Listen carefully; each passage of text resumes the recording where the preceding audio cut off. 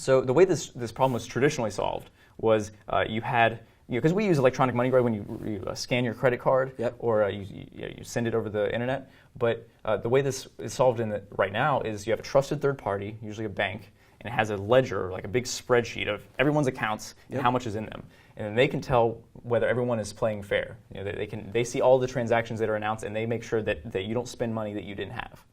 Right, because, I mean, I guess it would be bad if I had like $1,000 and then I was able to just like spend that $1,000 in like 3 places at the same time. Right, that would be basically counterfeiting or Right.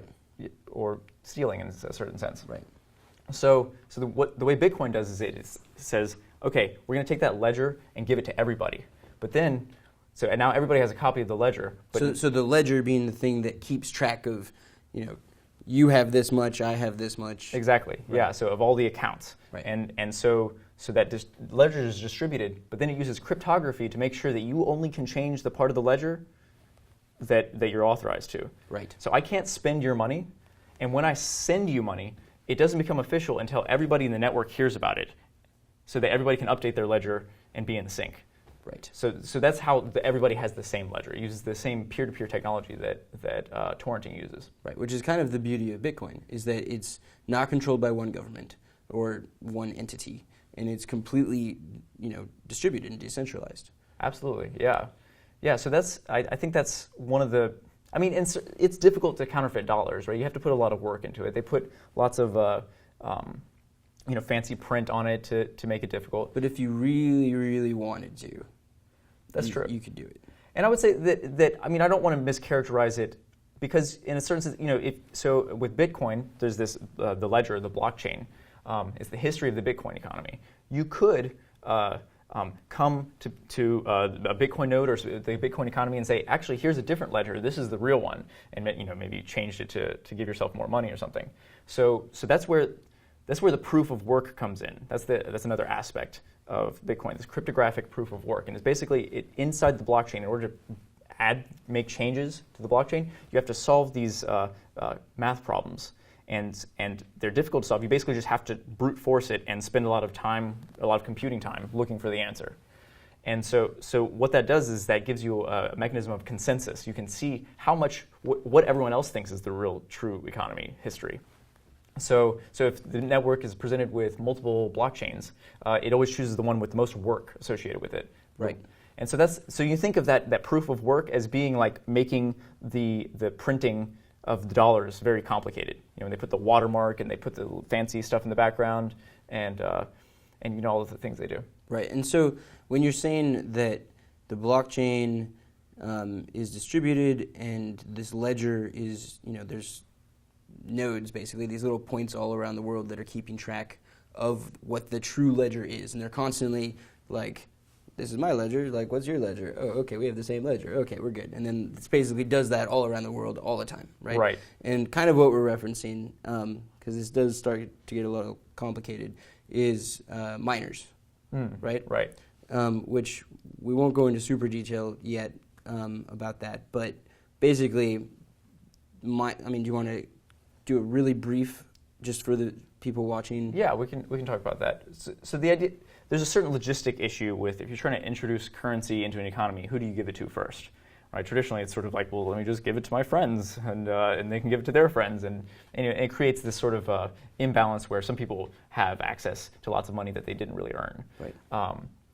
So with Bitcoin, it solves that problem by saying, okay, so in order to make it difficult to counterfeit Bitcoin, we need a lot of compute power. Yep. That it just has to be something that's difficult to do. And Right. since it's difficult to do, you need to incentivize people to do it. Right. And so as currency is introduced, it's given to the people who are doing the work to secure the blockchain in proportion to how much work they're doing. Right.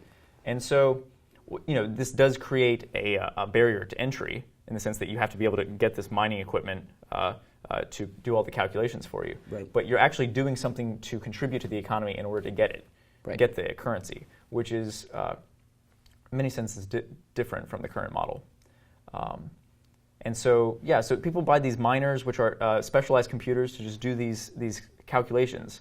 It's a cryptographic proof of work. Yep. So it's sort of like a trap door, or it's something that's very difficult to reverse engineer. So it's like you throw something through the function, and it pops out on the other end some random number.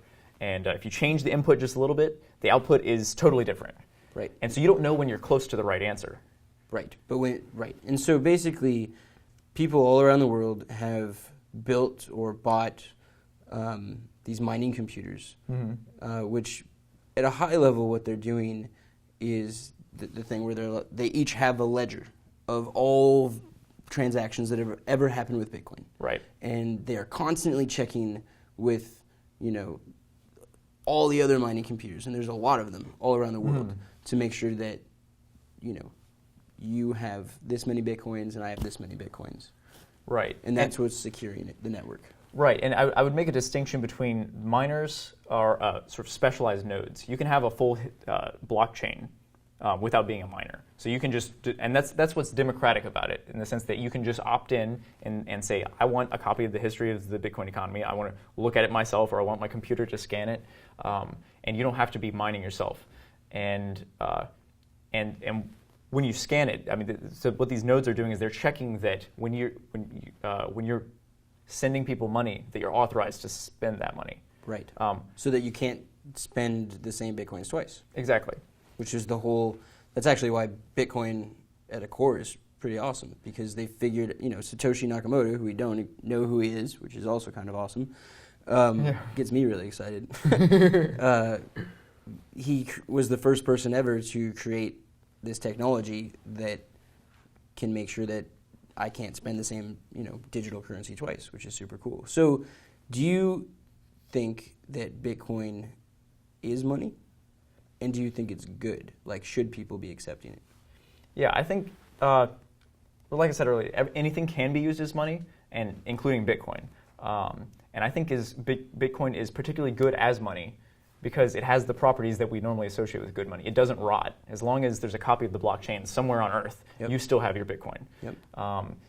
It's scarce. It's capped at 21 million. Yep. So you can always subdivide it further. If the pennies get too big and expensive, you can cut the pennies into smaller pieces.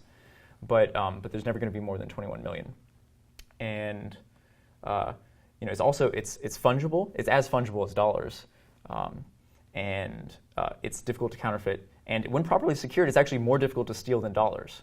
Of course, nothing's ever impossible to steal.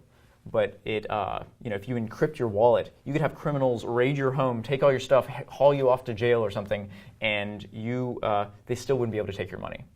Right. Which is, that's the first time in history that kind of thing can happen.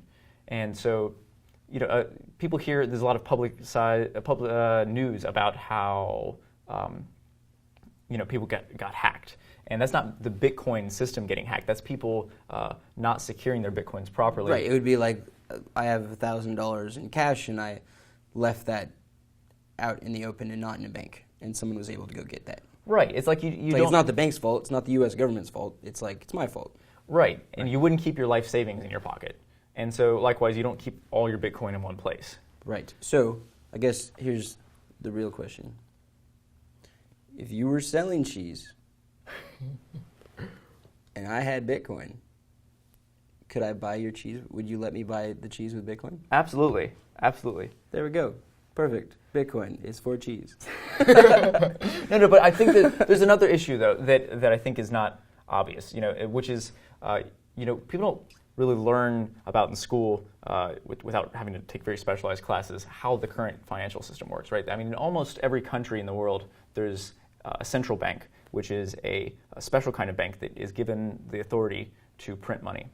And when you think about this is a really incredible power you're trusting someone with, right? I think pretty much everyone would use that power to help themselves and their friends out, even just a little bit, if they were given it.